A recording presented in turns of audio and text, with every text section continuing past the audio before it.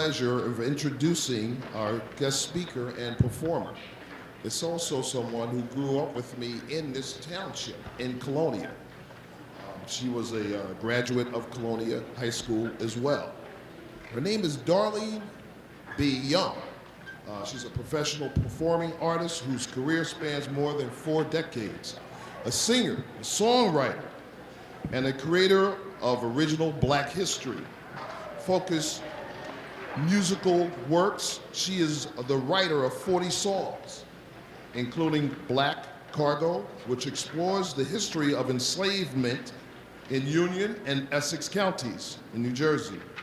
She has performed internationally and was a cast member of the Tony Award-winning musical Showboat in Canada and on national tour.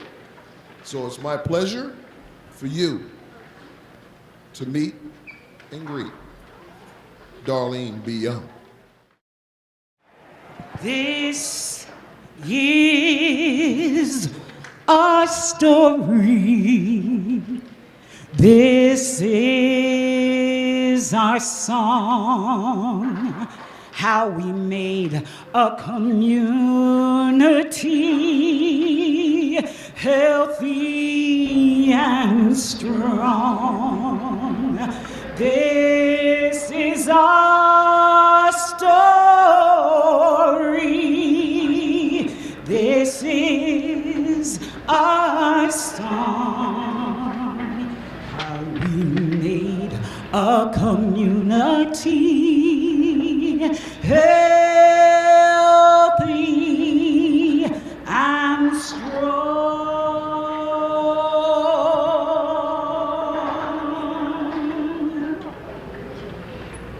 Black people, both enslaved and free, have been present in this area of Colonia since the mid-1600s, but they were not considered equal citizens. The 1866 Civil Rights Act and the 14th Amendment guaranteed that African Americans were eligible for homesteader rights. Homesteaders use these rights to build and live where they owned land and work, having the ability to provide for their families and educate their children. The early beginnings of our Colonia family community, I call it a family, is what I would call tailor-made.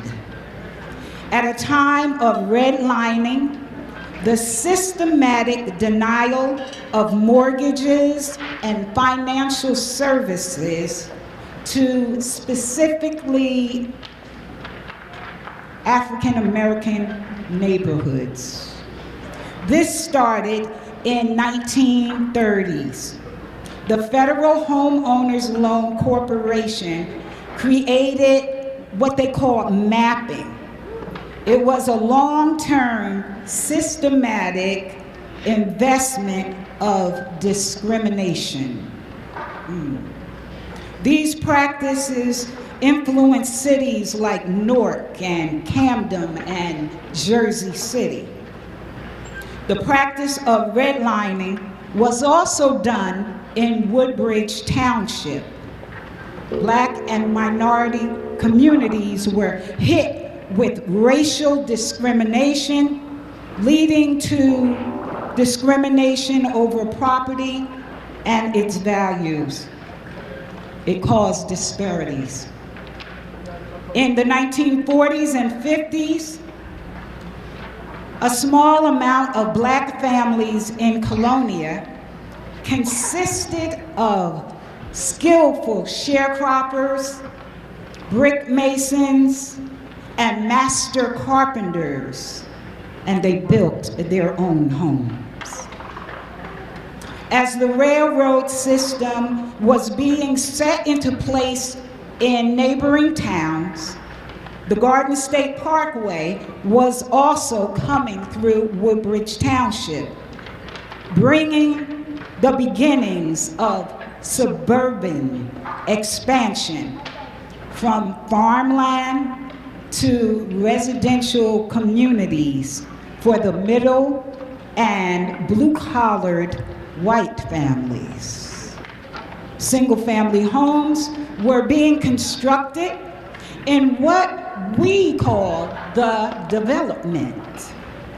The developers didn't seem to want the land near the black homesteaders. Perhaps they knew that the Garden State Parkway was coming right through that parcel of land. In the early 1950s, there was a landowner with property near the parkway today. My mother heard by word of mouth that this man was selling some land, and she purchased 2 plots. She was living in Elizabeth, New Jersey at that time, so she and others spread the word amongst friends.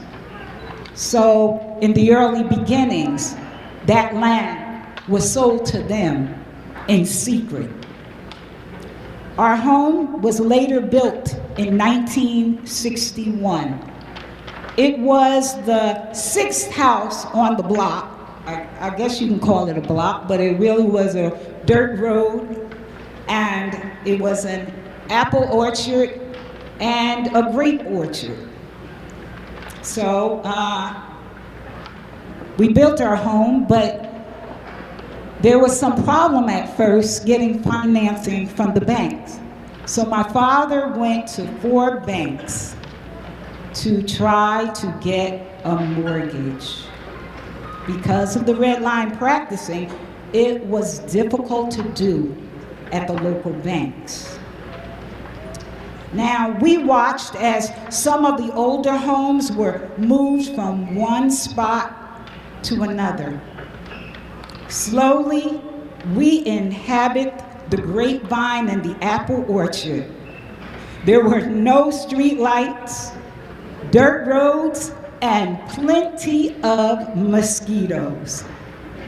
We toiled the soil with a pitchfork and our feet. My father called it mashing potatoes. That's how we leveled out the land. But there was comfort in knowing that we weren't just building a home, but we were truly building a family community. More neighbors that were friends from Elizabeth, Newark, New Jersey, they were building their homes right next to ours. So we had neighbors that were friends. Everyone got their own contractors to build on their land when they could get the financing. Now, I told you this wasn't an easy task. And the banks were fearful of losing out on that loan, just in case something happened and the homesteaders were unable to complete building, or if we were run out of town. It was a time when people had a lot of fear because of what was happening in neighboring cities. But we found safety in our own little community, those 5 streets. We made sure that everyone was close, and we shared information, and we cared for one another, and we watched out for each other's properties and the children. We were our own brother's keeper. Everyone in our little part of town were brothers and sisters. My mama was your mama, my daddy was your daddy, and that's how we operated in our community, with unity, we were lacking of nothing. We used the dairy delivery man from Elizabeth. He would come and bring milk, cheese, and orange juice right to our door. Then there was the produce truck that would come and deliver potatoes and collard greens. Then we had the man that delivered fresh, clean diapers for the newborn babies. And then we also would have, my uncle was a butcher and he lived in Linden. So the neighbors would get together and purchase a whole cow. And then in our basement, it was cut up, wrapped up, and put into the freezer. And then he would go to the next home that needed his services. We took turns going to Elizabeth, to Shore's Pharmacy, to get old school medicine. I'm gonna call it old school medicine. It was called Azophysitis. That medicine could cure anything from a cold, a flu, chickenpox, measles. It was our cure-all medicine. And then we would return back home with supplies of pantyhose and records from Vogels Record Store. And we would distribute the goods to the neighbors. We also had our Friday night gatherings. We rotated houses as children, and we would have our own little party right there in the neighborhood with the strobe light and a red blue light, and we had it going on. All of our parents wanted the same thing, a safe environment to grow their family and to have them educated well. We kept watch over each other and our homes. We had designated safe homes as refuge, a point of refuge. There were a couple of homes we knew the door was always open. So if anyone lost their keys or forgot their keys at home, we knew that we could go to Mrs. Rossi's house. Now, she lived on the end of Maple Street. And like I said, the door was always open. That was the basement door. We would go in, use the bathroom down there, then come upstairs to her sunroom where there was a big dining room table. And on that table was peanut butter and jelly and some Wonder Bread. We were allowed in the refrigerator to get water and Kool-Aid. So we did. And then when we knew our parents were home, then we would go back home. So that was one of our safe places. We never ventured beyond our 5 streets without partnering up with the other children in the neighborhood. Whether we were going to the grocery store or to the library or the local church, we always traveled with another person. We had one community black church. It was the First Baptist Church of Colonia. It had a very small sanctuary, but it served our community well. Reverend Lowe and Reverend Pondexter were our ministers at that time. And they urged us, they said, children, we know you're in a community that you have choices to go to other churches, but please come back here and be trained in, educated in also our church. So we did have that type of community that was rooted in faith and love, and we helped one another. Now, our safe home was also called, at one time, the Civics Club. We call it now, well, the Clubhouse, or the Independent Club of Colonia. That was the community hub for information and education. And oh yes, our little social hour for the children and parents as well. Now, our parents had to fight to keep the Civics Club or the Independent Club as our neighborhood hub. And so they had to petition the community, the township, for it to remain for our neighborhood without any political ties. Okay. Now, there at the clubhouse, we were educated in a way that we were not educated in our own schools, because at the time we were not taught Black history.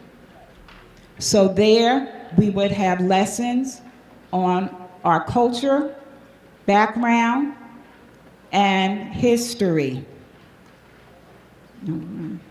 So it was also a place where we had our first girls club. It was called the Latasha Tayez. We learned social etiquette. We learned the art of social dance. We learned home economics. So we were really a self-contained community. We also were receiving there at the clubhouse information on civil rights. What was rightfully due to us. We had help from civil rights leaders like Steve Sampson from Elizabeth, New Jersey. Officer Friendly would come. He was in Elizabeth, and so he would tell us safety tips. And then we were also had Stokely Carmichael come and the Black Panthers. And they taught us the art of nonviolence protesting. Also, they allowed us to go back to our old neighborhood and utilize their health vans for the testing of sickle cell anemia and sickle cell trait. What we could not find in our own community, we went back to our old neighborhoods for. So that happened in the 70s. Our neighborhood of 5 streets was divided by the Parkway, but united by courage and love. The men in our community taught the young men the art of carpentry and landscaping.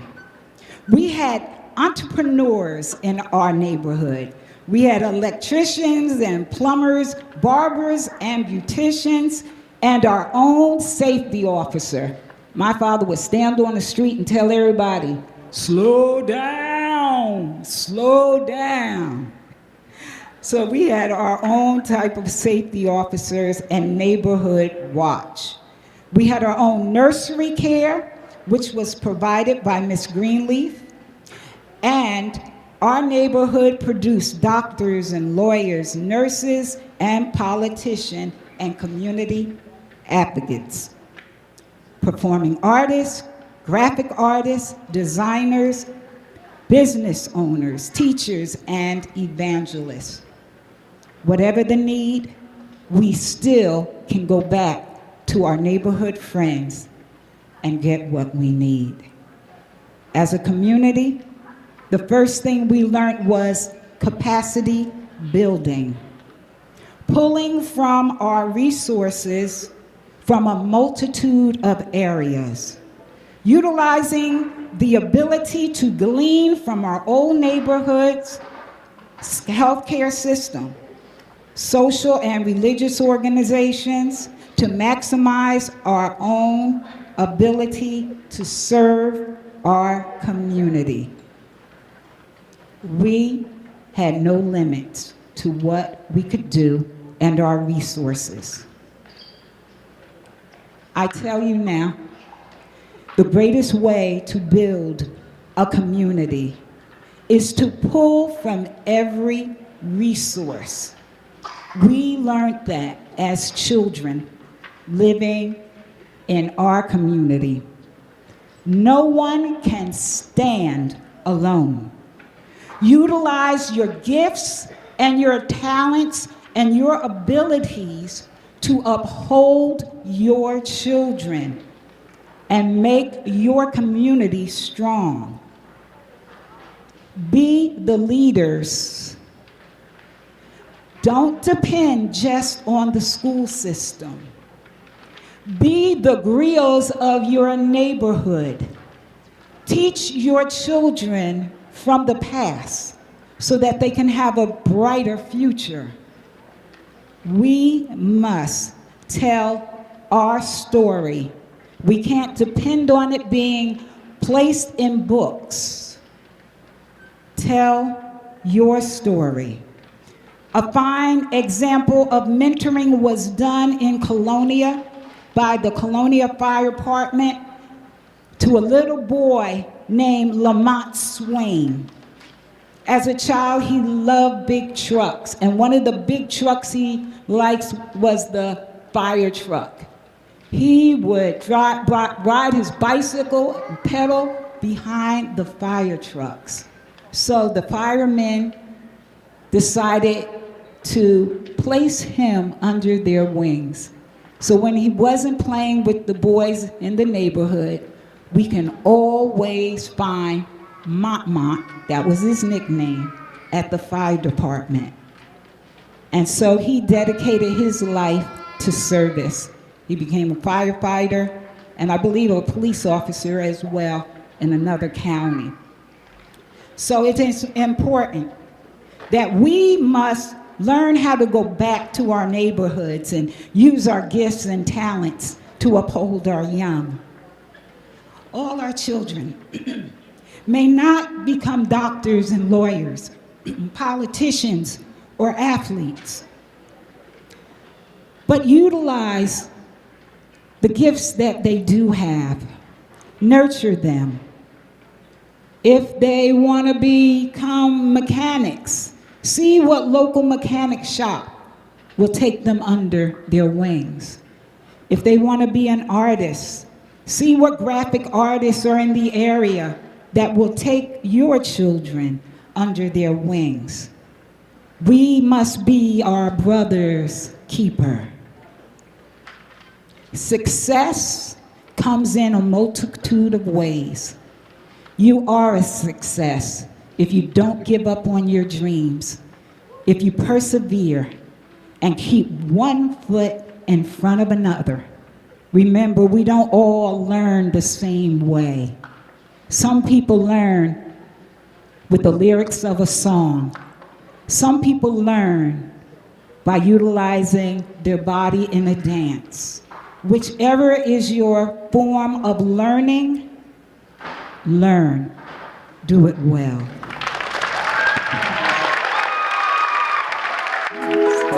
I still have to keep out to hold. I still have to keep and to hold.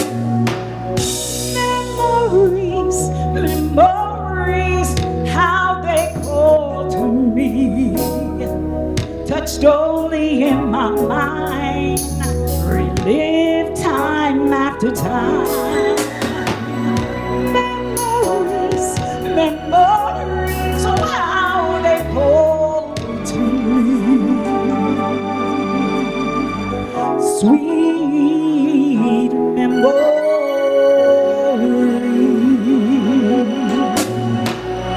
Future exposed and now dreamed of, awaiting to be birthed into the here and now, mapped out by our present and our past, awaiting to become seen and learned. Future memories, memories of how they call to me, touched only in my mind. We live time after time. Future memories, memories, oh how they call to me. Sweet future memories. Our pioneers, landowners, homeowners, 1950 to 1960. The Colemans, the Morgans, the Tacklins, McCarroll, Rossi, Young, Bostic, Greenleaf, Poindexter, Wilson, Lowe, Mickey, Matthews, McDaniels, and Hunter. And then we kept coming. In the 1960s and 1990s, the Scotts, Tuttles, Johnson, Granby, Jenkins, Franklin, Jackson, Hall, Booker, Manley, Harris, Campbell, Mitchell, Gray, Parker, Wilshire, Hammond, Kuntz, Smith, Hart, Bryan, Duncan, Ross, Burnett, Lowry, Rim, Haynes, Rozelle, Howard, Bill, Codwell, Thomas, Simmons, Finn, Faison, Wilkins, Payne, Haynes, Letterlow, LeGrand, Salter, Morgan, Barnett, Morton, McDay, Gaiman, Dupree, Jennings, Jackson, Hill, Brown, Shackelford, Hoskins, Sadler, Williams, Jones, Barnett, Wells, Major, Bacon, Shockley, and Harris. We built a community strong. We built a community with love. Please reach out to your neighbor. Lift them up. Help them. Encourage them. Capacity building. When you can name every black family in one town, you know we were well connected. Stay connected. Your community is your lifeline of hope.